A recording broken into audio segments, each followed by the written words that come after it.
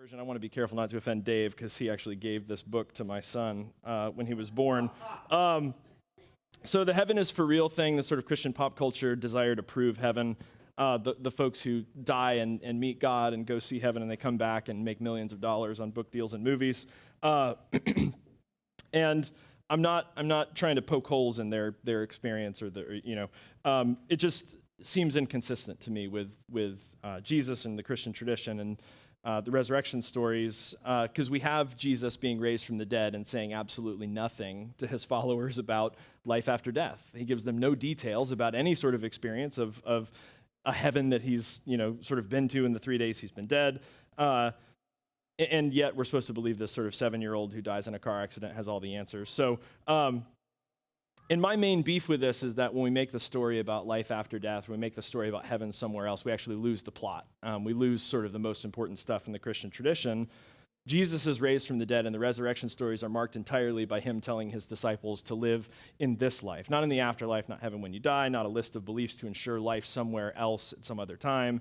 He does talk a lot about heaven, but always in service of the here and now, of this material, corporeal reality we find ourselves in, not elsewhere in the future. And this stays the same after Jesus is dead and then raised from the dead. He doesn't change the message, it stays the same. He points his followers back into their own lives, into the world to love in a particular way. And in John's resurrection story that we just heard, there's this great sort of rhetorical dialogue, Jesus and Peter, where he essentially says, if you love me, show me.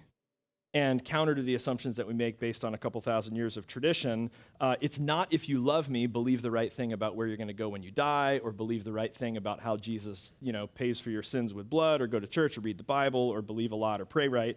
Instead, he essentially says, if you love me, do for others. Right? So he's dead, he's raised from the dead, and that's the message that he thinks is most important. If you love me, do for others. The resurrected Christ visits his followers in a vision. He tells them not about life after death, but to live in love before death now, which is the only time we have to live in love.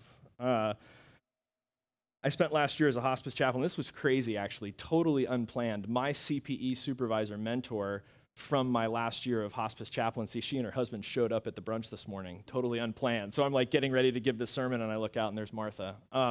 Very, very cool. So thanks to Sharon, actually, by the way, for orchestrating that. Where did Sharon go? Oh, hey, right, yeah. Could have fallen on you.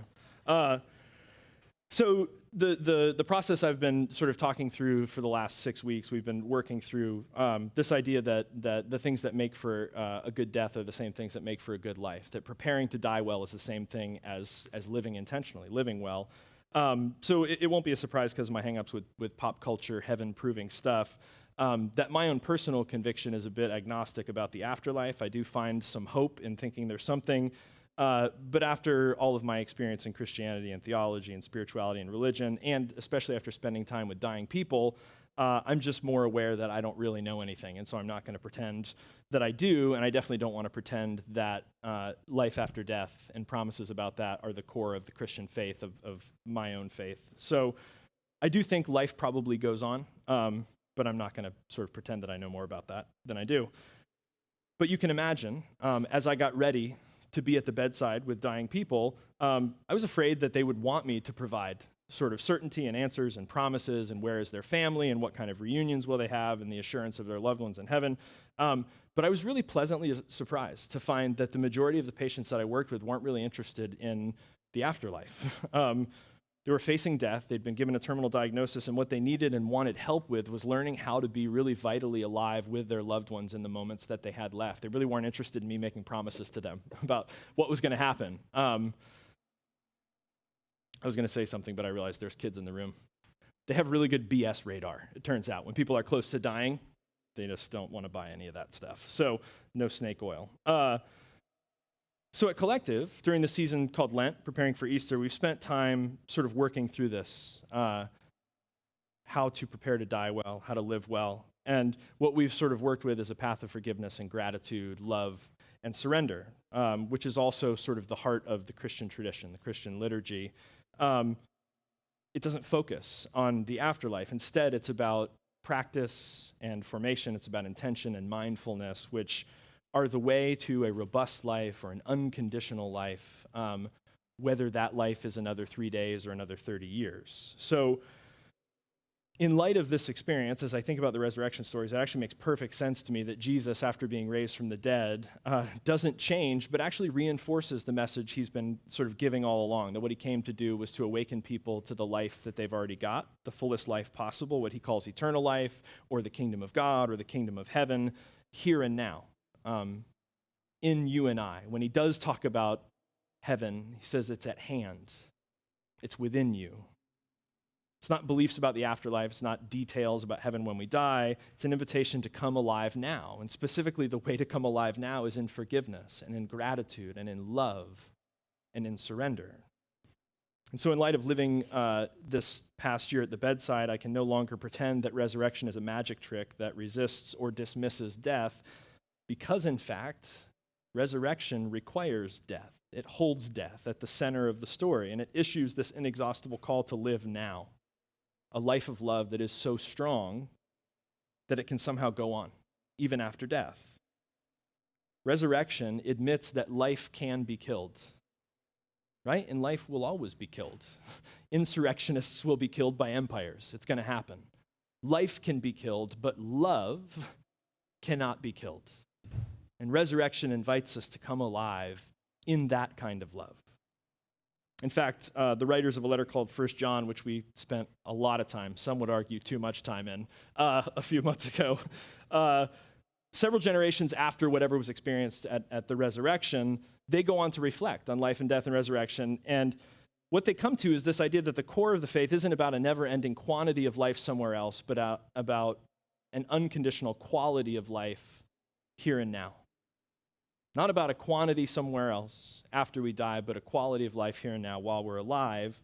And that the way to this life, the way to live in light of resurrection, is love. And the way they say it is like this: we know that we have passed from death to life when we love.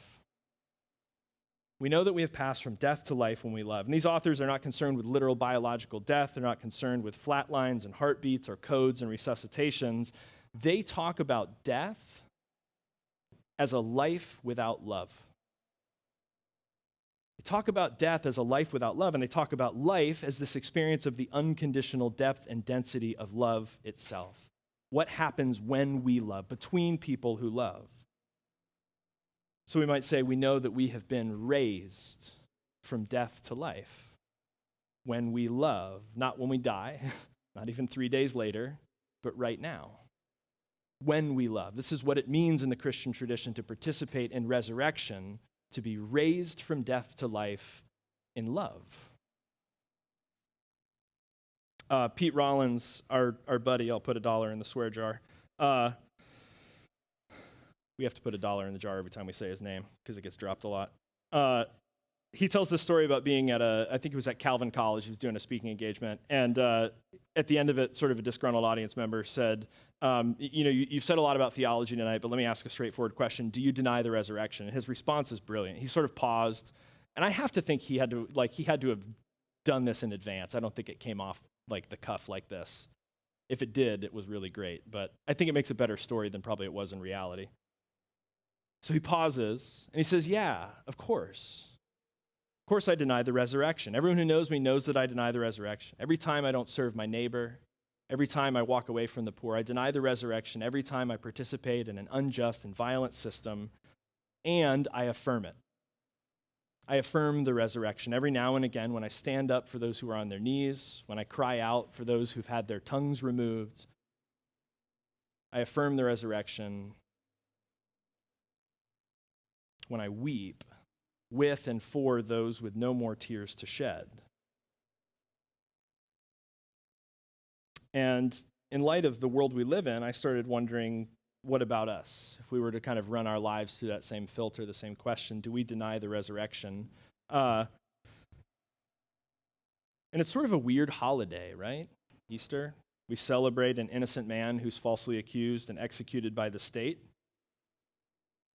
Sort of odd. 2 days ago, 7 men were scheduled to be executed by the state in Arkansas the day after Easter. One of whom was so mentally ill he had no rational understanding of his punishment or why he was receiving it.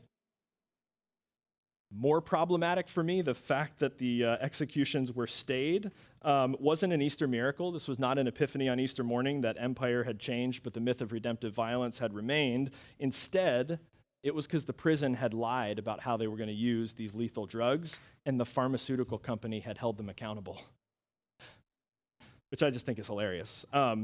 Pharmaceutical companies holding the state accountable for ethics. I don't understand it. The world feels upside down. But it got me wondering, the Easter story is great. It's inspiring. I think it calls us to love. It calls us to some important things. But I also wonder, in light of maybe the last 18 months, the world we find ourselves in now, has the power and violence and imperialism that we saw that led to the Jesus story, has it changed? Has the human condition, has the common good been raised at all in 2,000 years? Is the name of God still the name of dying with innocence rather than killing with the empire? Can God yet raise the living from dealing death to honoring life? Do we deny the resurrection? And it's okay if we do. I mean, I'll be the first to admit it takes much more faith to practice a life that subverts death here and now in the mess and chaos of the world we live in than simply to believe some things about a story that's a couple thousand years old. But I also believe that resurrection doesn't have to be reduced to a magic trick. I think it is and it can become again the promise of a world where we can practice death no more and we can study war no more. And we can see on the other side of the senseless violence of the cross, of the execution of an innocent homeless Jew, we can see a risen cosmic Christ who offers a more excellent way in the way of love.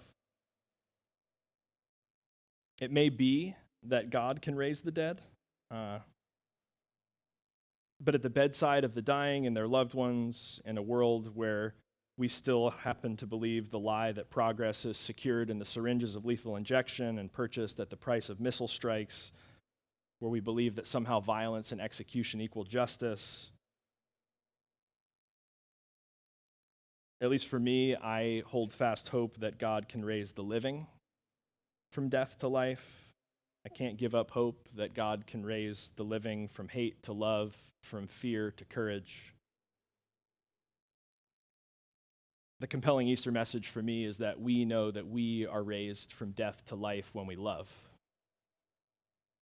We hold fast hope that there is still at work in each of us this same Spirit, the same call, this event that can raise us from death to life in love. He says, what if it were all true? What if the resurrection of Christ were more than a story, more than a myth we remember from time to time, more than a piece of history we try and convince others to believe? What if the rising became flesh today, and you and me and the world? What if heaven and earth are one here and now? There is no separation between God and you or between you and I. We are one. All creation is one. What if love really does win? What if the wisdom we seek is already contained within us? What if our soul already knows what we need to learn, and our mind is silent enough to listen as our feet catch up to our heart? What if the pain we've experienced has passed through us, and now we're standing tall, bent but not broken? What if we're no longer at war with ourselves? What if we found the separate peace that springs from simply being us? What if it felt good to be me? What if every person we've met and will meet brings something new to our life, and we bring something fresh and new to theirs? What if we really are each other's teachers? What if this moment is exactly as it's supposed to be? There is no moment other than this one. There is no place we need to get to. We need only to experience this breath here, now. What if this is the life I'm supposed to be living, and it is good, and so am I? What if we allowed ourselves to be perfectly human? What if life's questions are not meant to be solved like riddles, but there to ponder so we can live into the answers? What if you could find the one word that grounded you, centered you in your soul, and gave you the purpose you thought you needed to find? And what if that one word was love? And what if that one word describes who you are and who you've always been meant to be? What if love has risen in you today and rises every day simply by its choosing? What if we are the second coming of Christ and his love empties itself into us and pours in and through us, and we become the incarnation he promised would unfold? What would I have to bury in the grave to rise in love, in peace, in hope?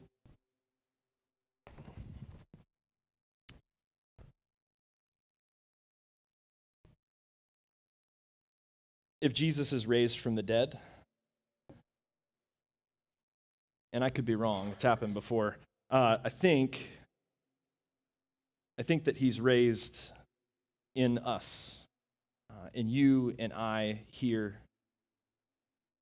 I think that the return, the embodiment, the ongoing, the form of life that was promised, that what was singularly body and blood a couple thousand years ago, being raised into something new, I think is being raised into us, being raised into the newness of communities like this that are doing this kind of work, that are having this kind of conversation, that are talking about the way that love makes us most fully alive with each other. That's my hope. That's Easter for me. I hope it's good enough for all of us. I think it is. Seems to be good news. So if that sounds good to you and you want to come and grab a piece of bread and dip it in the cup, this table, as always, is set for us tonight, the people who choose to be in the room, but it's open to us and to all people. And that means that no one will ever be turned away.